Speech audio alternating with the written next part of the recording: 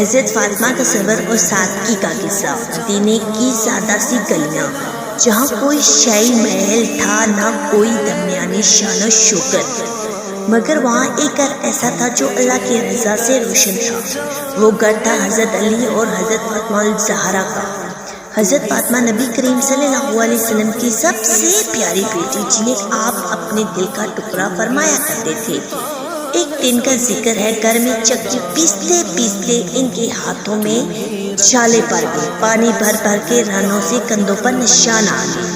گھر کا سارا کام خود کرتی تھی، کوئی خادم نہ تھا۔ حضرت علی نے دیکھا تو ان کا دل بھر آیا، فرمایا فاطمہ آپ ابا جان کے پاس جائیں، شاید کوئی خادم مل جائے۔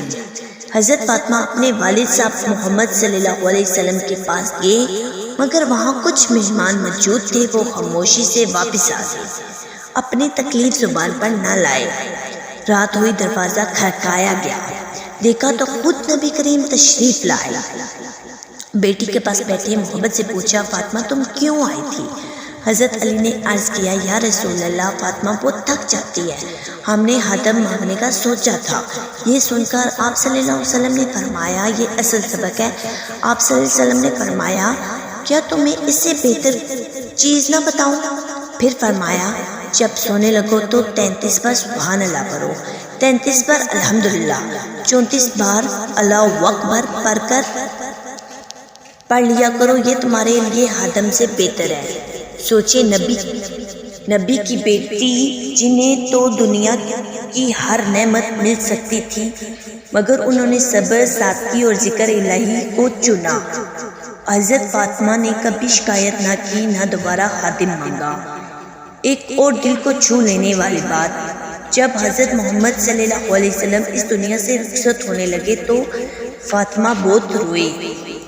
آپ نے ان کے کان میں کچھ فرمایا اور پھر روئے، پھر مسکرا دیے۔ بعد میں بتایا پہلے ابا جان نے فرمایا کہ میں دنیا سے جا رہا ہوں، اس پر وہ روئی۔ پھر فرمایا فاطمہ تم میرے گھر والوں میں سب سے پہلے مجھ سے آ کر ملو گی، اس پر وہ خوش ہوگی۔ اور واقعی حضرت فاطمہ صرف چند ماہ بعد اپنے والد سے جا ملی۔ سبق، یہ قصہ ہمیں کیا سکھاتا؟